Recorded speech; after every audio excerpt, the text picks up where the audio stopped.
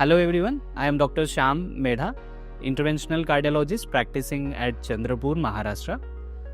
Before starting my video, I will say कि आप सभी लोग मेरे YouTube चैनल को सब्सक्राइब करें, जिसके थ्रू आने वाले सारे हार्ट रिलेटेड इंफॉर्मेशनल वीडियोस की जानकारी आप तक मैं पहुंचा पाऊँ. सो टू स्टार्ट, जैसे लास्ट वीडियो में हम सब ने समझा कि हार्ट अटैक क्यों होता है, उसके कारण क्या होते हैं.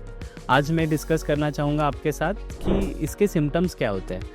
किसी पेशेंट को हार्ट अटैक हुआ है या उनको गैस का प्रॉब्लम है, ये कैसे पहचान सकते हो.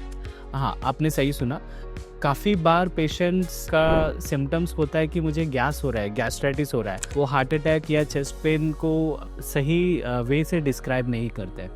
तो हमेशा ये $1 मिलियन क्वेश्चन रहता है कि ये गैस की तकलीफ़ है या ये जो छाती में दर्द है ये हार्ट अटैक है. तो चलो देखते हैं कि क्या है एग्जैक्टली हार्ट अटैक के सिम्टम्स. तो हार्ट अटैक में जैसे मैंने कहा कि ये 100% ब्लॉक होने की वजह से आपको सिम्टम्स आते हैं. तो इसके सिम्टम्स रेस्टिंग कंडीशन में सडनली डेवलप होते हैं. जैसे फर्स्ट एंड फॉरमोस्ट पहला सिम्टम होता है चेस्ट डिस्कम्फर्ट, जिसको मेडिकल टर्म्स में अंजाइना भी कहते हैं. क्या होता है अंजाइना या चेस्ट पेन, कैसा होता है हार्ट अटैक का, और ये चेस्ट पेन या चेस्ट डिस्कम्फर्ट गैस के प्रॉब्लम से कैसे अलग होता है.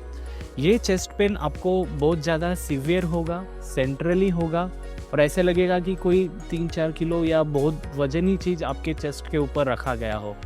इसके साथ में ये पेन आपके नेक में, हाथ में रेडिएट हो सकता है. इसके अलावा बहुत ज़्यादा पसीना आना, को स्वेटिंग या डायफोरेसिस कहते हैं, जी मचलाना, और आपको महसूस होगा कि ये कुछ अलग है, ये पेन जो है यूजुअल से अलग है.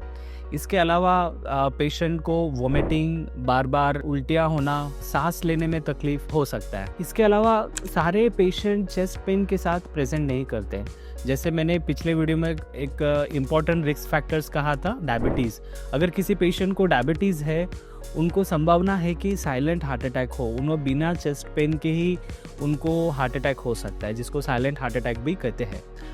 उन पेशेंट्स में जनरली सांस फूलना, चक्कर आना या कार्डियक अरेस्ट, जिसमें हार्ट का पंपिंग एक्शन टोटली बंद हो जाता है, या सिंपल टर्म में सडन कार्डियक डेथ, ये भी हो सकता है. सो इसके अलावा जो गैसेस सिम्टम्स होते हैं, वो पेशेंट को ब्लीचिंग यानी डकार आना, वोमिटिंग होना और चेस्ट में डिस्कम्फर्ट होना, इसके symptoms most of the time correlate करते हैं.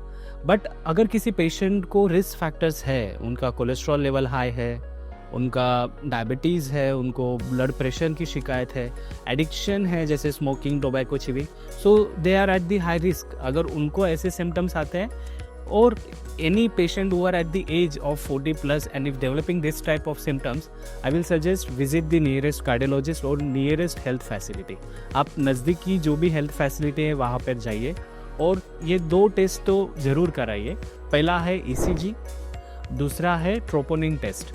अगर वहाँ पे इकोकार्डियोग्राफी अवेलेबल है, शुड बी डन.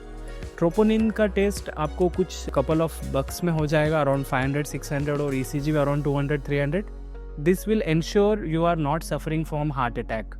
ECG में कुछ चेंजेस होते हैं जिससे इमिडिएटली पता चलता है कि ये हार्ट अटैक है.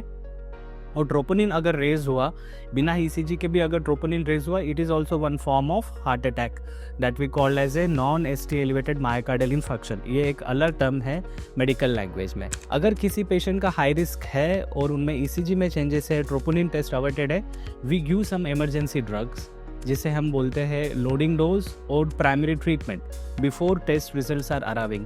ऐसे कुछ इंपॉर्टेंट ड्रग्स है that should be given to any patient who are suspected of heart attack, ECG showing some changes. ऐसे ड्रग्स है aspirin, clopidogrel and atorvastatin. Depending upon आपके जो अटेंडिंग डॉक्टर है, they will give this medicine to ensure कि पूरा major heart attack ना आए, या अगर हो चुका है उसका इमीडिएट आपको ट्रीटमेंट मिल सकता है. अगर हार्ट अटैक अगर आपको कंफर्म हो गया, उसके बाद क्या करें. So we will learn and we will see कि क्या किया जा सकता है अपने नेक्स्ट वीडियो में. आपको ये वीडियो इन्फॉर्मेटिव लगी हो, आपको कोई नई जानकारी मिली हो, so please subscribe to my channel and follow my Insta page to learn more about such videos. Thank you very much.